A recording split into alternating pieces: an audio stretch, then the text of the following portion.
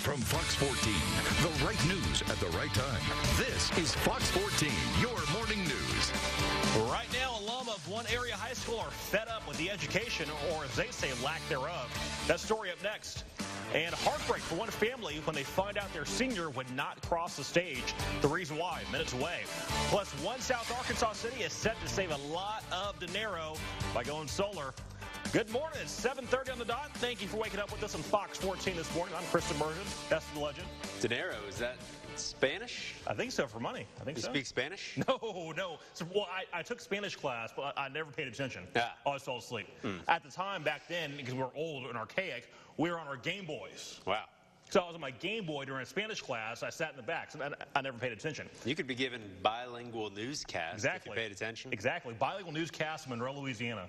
People would love it. There's high demand for that. Exactly. Yes. But Mucho dinero. there you Mucho go. demando. Hola, Chris, you're almost there. We're Yes. almost there. We're going to keep the rest of the 30 minutes English for you. Nice weather. It is going to be muy bueno. Sunny skies, highs near 88 degrees today. A little warm, but it's mid-May. What do you expect? We're going to be seeing a few clouds today, just like every other day this week. Tomorrow will not be like every other day this week. We're looking at a severe weather threat, a slight risk for most of the coverage area tomorrow, late evening, overnight. Looking at some strong storms rolling through. We're going to break down all the details for you coming up here shortly. That is your forecast first. All right, thanks, Reed. Members of the Southside community are concerned about quality of education students are receiving. Earlier this week, they decided to go public. Now they're telling Fox 14's Bria Jones what they want. Carroll High alumni are concerned with the education of students, wondering if their diplomas will be useful. That's the question. That's the big question. That's the elephant in the room. Jesse Smith graduated from Carroll High and taught there. He's at the forefront of the movement to get help for schools on the South Side. It doesn't add up. You got failing elementary schools. You got failing junior high schools. And then the high schools are performing, at B and C level. Smith is referring to Carroll's grade from the Department of Education. The school has a C average, but received a D for ACT scores and F for assessments. It just doesn't seem right that you got all these honor graduates, but cannot go to college with the honor degrees and graduates that they have. The NAACP joining the fight, hoping to raise awareness and shed light on an issue they say is left in the dark. That the alumni and others have sent letters to the superintendent, to the school board members, to the principals, and the letters have not been answered. So I believe that the fight is legitimate, that the voice needs to be heard. Smith says it doesn't matter if it's 2 or 200 degrees. It's time to do what's best for the children. That's the primary reason why we're out here, is to make sure we're getting the maximum benefit for our kids and our community, because we haven't gotten good results so far. Reporting, Bria Jones, Fox 14 News. All right, thanks, Bria. Staying in the classroom, a Richland Parish family is heartbroken after learning their high school senior would not be graduating with his class. Finding out only 2 days before the ceremony, they want to know how it could happen. Fox 14's Anna McAllister has the answers.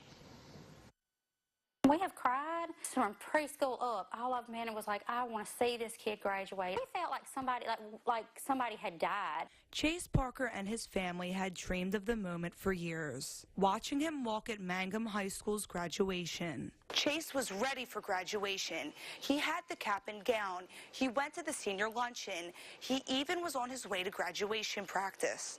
But when he got there, the school told him that he wouldn't be able to walk. Just 2 days before the ceremony. The principal calls and gets in touch and says that he can't graduate. He can't get his diploma. So that he did not pass his English EOC test. Crystal says her son has always struggled in school because of his dyslexia and ADHD. It's never been easy for him, but we honestly thought here we are at the very end that, we're done. It's over. But the only thing that was over was Chase's chance to walk with his class. Crystal says the school knew about Chase's learning disabilities, but didn't take the right steps to prepare him for testing. As far as his accommodations for his 504, none of that was done. I don't know how they expected him to be able to even pass this test whenever they didn't do their job. The Richland Parish Superintendent released this statement that says, in part, No students will be allowed to participate in commencement exercises until they have successfully completed the requirements. Reporting in Rayville, Adam McAllister, Fox 14 News. A man is in hospital and his wife facing charges after a shooting at a mobile home park in Monroe. It happened around 9:30 yesterday morning in the 5300 block of DeSeard at University Estates. Monroe police say a man was shot during a fight with his wife. He's been taken to the hospital. His condition still unknown. The man's wife, Jacaria Hollins, is charged with attempted second-degree murder, domestic abuse, battery, and child endangerment. So far, no bond has been set.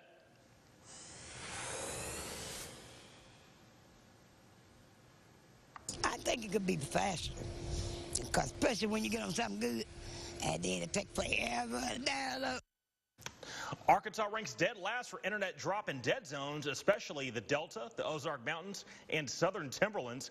Governor Asa Hutchinson is pushing a plan to fix it, or at least bring high-speed broadband to every Arkansas town with more than 500 people in the next 3 years. It focuses on federal grants for service providers to run new lines through areas such as Gould, Arkansas, to improve everything from agriculture to health care and education. 2 high school seniors graduate in Junction City last night with 2 huge distinctions, and it's an achievement that's making history. Alexis Peterson and Zacharia Rogers are respectively Junction City High's valedictorian and salutatorian. It's the first time in their school's history that 2 African-American women have ranked at the top of their class. Alexis will be attending Northwestern State, and Zacharia is off to Louisiana Tech.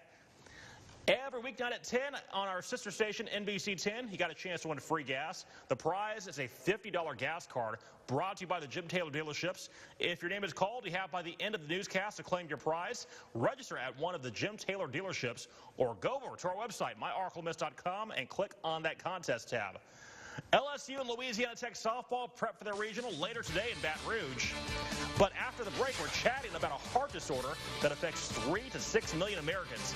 That's next on Fox 14.